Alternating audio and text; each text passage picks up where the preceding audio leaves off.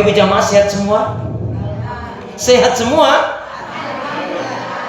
Ibadahnya lancar, tambah sabar, makin bersyukur, lembut hatinya, harmonis rumah tangganya. Saya doain putra putri anak cucu panjenengan semua makin baik, solih solihah. Amin. Jadi temanya milih nih. Kita belum ada perjanjian tema ya Bu ya? Belum. Temanya pilih nih. Yang pertama, 7 amalan yang menjadi cahaya dan penerang di alam kubur. 1. Yang kedua adalah, dulu pernah saya sampaikan ya Bu ya. Jadi kita ini ternyata sudah nggak ketemu 1 tahun. Terakhir ketemu itu di Al-Faizin juga ya, yaitu 1447. Sekarang udah 1448. Nah, jadi udah 1 tahun. Seperti dalam ungkapan itu sih betul, di mana ada pertemuan maka akan ada pertemuan kembali. Insya Allah. Kemudian juga hormati gurumu, sayangi teman, itulah tandanya kaum murid beriman. Kalau Budiman trayek Bekasi Tasikmalaya Pangandaran. Air susu dibalas dengan air Zam-zam.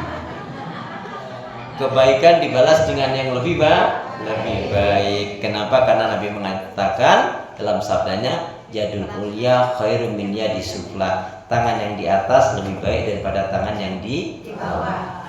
Jadi itu sajalah, nanti terlalu banyak pilihan, nanti malah nggak kepilih ya. Baik.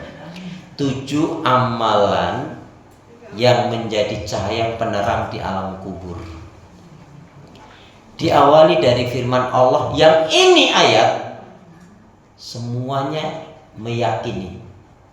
Bahkan orang kafir sekalipun, orang yang katanya ateis anti Tuhan pun, tapi akan ayat ini pasti dia yakin.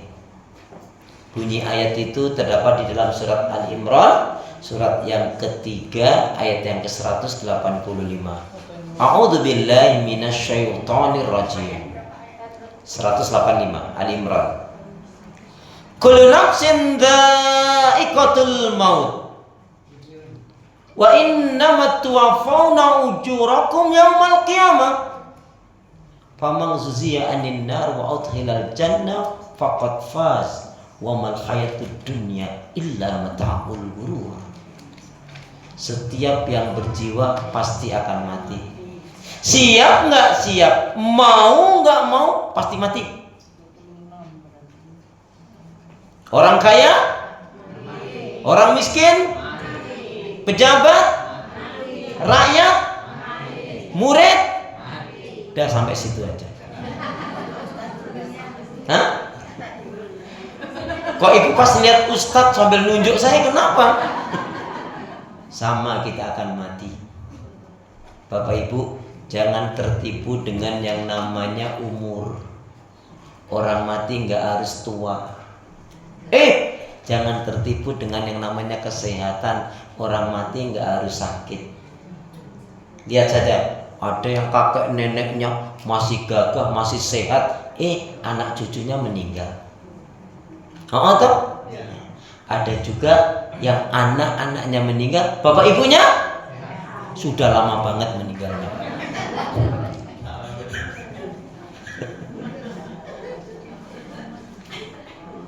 Mati itu ternyata, yang saya senang kematian itu tidak berdasarkan abjad, Pak. Pak RT namanya siapa? Pak Edi. Bapak? Ya, panggilannya M berarti ya. Ternyata kematian tidak berdasarkan abjad. Terus terang kalau berdasarkan abjad saya nggak setuju saya. Dan nama saya Akhlis ya Pak. Kalau M Pak Musirat dan M, kalau Edi. Jadi buktinya Kiai Zainuddin MZ. Itu dari Z itu. Perhatikan Bapak Ibu, setiap yang berjiwa pasti akan mati. Ternyata di dunia ini nggak ada orang yang sukses. Sehat, kaya, miskin, sakit, untung, rugi itu ujian. Maka orang yang dikatakan sukses yang sebenar-benarnya, sukses siapa? siapa saja nanti yang di akhirat dimasukkan ke dalam surga dan terbebas dari neraka. Itu yang sukses. Tapi indahnya ayat yang ke-8 di 108 apa? Wa mal hayatud dunya illa mata'ul ghurur. Ketahuilah bahwa kehidupan dunia itu hanya sebentar. Kehidupan dunia itu hanya fana. Kehidupan dunia itu hanya permainan belaka. Namanya permainan juga nggak lama, pasti ada akhirnya. Makanya betul, walal akhiratu khairul laka minal ula. Adalah kehidupan akhirat itu lebih utama, surga daripada dunia. Ibu ingat Bapak Ibu, ingat dunia ini hanya sebentar. Ingat dunia ini hanya sebentar. Akhirat sebentar lagi. Lihat tak? Karena kita akan mendengar. Perhatikan kata Imam Ghazali, setiap yang berjiwa pasti akan mati. Artinya kata-kata pasti itu adalah dekat. Maka bodohlah seseorang yang sudah jelas-jelas dipastikan akan mati, tapi tidak mempersiapkan diri dengan bekal amal yang terbaik. Bapak Ibu mohon maaf ya, termasuk orang yang bodoh banget. Siapa? Orang yang punya masalah dengan manusia, dengan ekonominya, dengan istrinya, dengan suaminya, dengan keluarganya, teman saudaranya. Punya intinya masalah dengan manusia atau dunia, tapi yang dia tinggalkan Allah. Ini bodoh banget orang. Ada nggak? Contohnya lagi dia harmonis, masya Allah. Begitu cerai langsung buka jilbabnya, langsung ngumbar aurat. Ada nggak yang kayak gitu? Itu sama saja dia punya masalah dengan manusia atau urusan dunia, tapi yang dia tinggalkan Allah. Ini bodoh banget orang. Kemudian termasuk orang yang bodoh apa? Diberi kesehatan, sempat umur waktu rezeki oleh Allah, tapi tidak mau gunakan untuk ibadah. Na'udzubillah, tsumma na'udzubillah min dzalik. Imam Syafi'i memberikan nasihat kepada kita menarik. Kata Imam Syafi'i, barang siapa yang menjadikan akhirat itu di dalam kalbunya, hatinya, barang siapa yang menjadikan akhirat itu di dalam kalbu hatinya, maka Allah akan berikan kebaikan, keberkahan, ketenangan, dan kecukupan dalam hidupnya.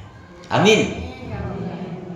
Saya ulangi, barang siapa yang diberi oleh Allah, ya, barang siapa yang menjadikan akhirat dalam kalbunya, hatinya, maka dia akan diberi kecukupan, diberi kebaikan, keberkahan, dan kecukupan oleh Allah Subhanahu wa taala.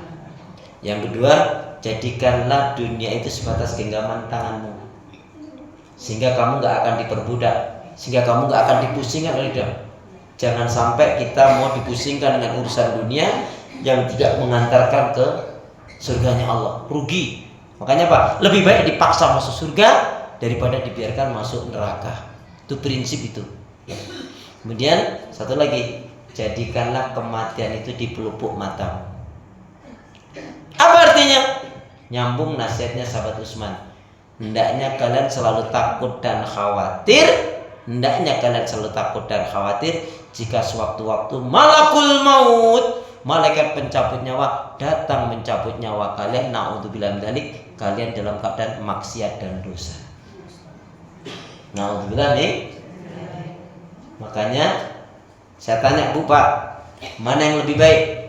Mati di dalam masjid atau di tempat pelacuran? Mana yang lebih baik? Di mana? Belum tentu. Bagi kita nggak terlalu penting mati di mana, tapi yang terpenting mati dalam keadaan bagaimana. Contohnya ada mu'alaf. Banyak loh kita tuh sekarang tuh perlu belajar loh Bu. Mu'alaf belum lama masuk Islam, ya Allah berani dia belajar Islamnya benar, semangat, sungguh-sungguh, bahkan berani berdakwah ke tempat pelacuran. Hai sekalian pelacur perzina, tobat kalian, mohon ampun kepada Allah. Kalau kalian bertobat maka Allah akan memberikan ampunan, Allah akan mengangkat derajat kalian, dan Allah akan memberikan keselamatan kebahagiaan dunia dan akhirat. Tapi kalau kalian tidak tobat, Allah akan mengazab, menyiksa, melaknat. Hidup kalian akan dihinakan, bahkan dimasukkan dalam neraka kalau kalian tidak tobat. Nasihatnya bagus, menarik. Tetapi apa yang terjadi? Walaupun nasihatnya bagus, menarik, nggak diterima, malah digebukin, dikeroyok sama germo-germo, sama preman-preman, digebukin sampai mati. Pertanyaan saya Bapak Ibu, ini matinya husnul khotimah atau su'ul khotimah? Husnul khotimah atau su'ul khotimah? Kok husnul khotimah di tempat pelacuran loh? Kenapa? Karena lagi berdakwah. Walaupun matinya di tempat pelacuran tapi lagi berdakwah, insya Allah husnul khotimah. Yang satunya mati di dalam masjid nih, lagi nyuri kipas angin kesetrum. Itu mati syahid atau mati sangit? Positif. Jadi tidak terlalu penting mati di mana, tapi yang paling penting mati dalam keadaan bagaimana. Ini doanya dulu. Bismillahirrahmanirrahim. Allahumma khtim lana bil Islam wa khtim lana bil iman wa khtim lana bi husnil khatimah. Allahumma khtim lana bil Islam wa khtim lana bil iman wa khtim lana bihusnil khatimah.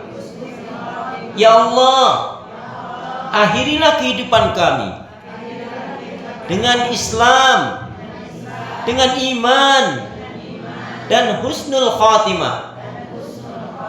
Ya Allah, ya Arhamar Rahimin, janganlah kau matikan aku kecuali setelah amal ibadahku lebih banyak dari dosa-dosaku. Ya Allah, ya Arhamar Rahimin, jadikanlah aku hamba yang sabar, syukur, taat ibadah, istiqomah dalam kebaikan dan kebenaran, dan matikanlah dalam keadaan husnul khatimah. Lebih semangat dengan penghayatan. Ya Allah, ya Arhamar Rahimin, jadikanlah aku hamba yang sabar, syukur, taat ibadah, istiqomah dalam kebaikan dan kebenaran, dan matikanlah dalam keadaan husnul khatimah. Aminnya mana? Amin ya rabbal